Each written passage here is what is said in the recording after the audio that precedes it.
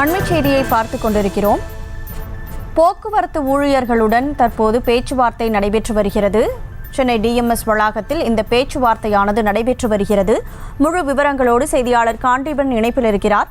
வணக்கம் காண்டீபன், எது தொடர்பாக தற்போது போக்குவரத்து ஊழியர்களோட பேச்சுவார்த்தை நடைபெறுகிறது? இதில் யாரெல்லாம் கலந்து கொண்டிருக்கிறார்கள்? கனிமொழி, போக்குவரத்து தொழிலாளர்களை பொறுத்த வரைக்கும் ஏற்கனவே ஒரு வேலை நிறுத்த நோட்டீஸை அனுப்பியிருந்தாங்க.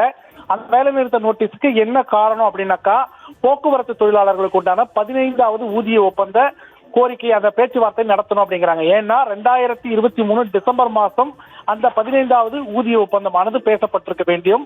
ஆனால் இதுவரை அந்த ஊதிய ஒப்பந்தம் பேச்சுவார்த்தைக்கு உண்டான ஒரு குழு அமைக்கப்படவில்லை அப்படிங்கிற ஒரு விஷயத்தை மென்ஷன் பண்றாங்க. அதே நேரத்தில் ஓய்வு பெற்ற போக்குவரத்து தொழிலாளர்களுக்கு கொடுக்க வேண்டிய ஏறக்குறைய அந்த பணபலன்கள் இருக்கு.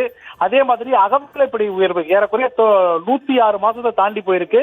இதுவரைக்கும் அந்த பணபலன்கள் கிடைக்கப்படலை அப்படிங்கிற ஒரு கோரிக்கையும் வச்சிருக்காங்க.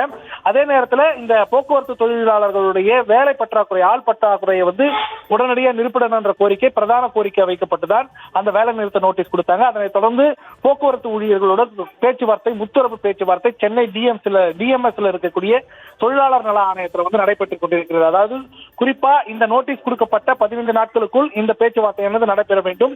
அதன் அடிப்படையில் தொழிற்சங்கங்களை சார்ந்து தற்போது 25க்கும் மேற்பட்ட தொழிற்சங்க தலைவர்கள் மற்றும் பிரதிநிதிகள் இதுல பங்கேற்றிருக்காங்க.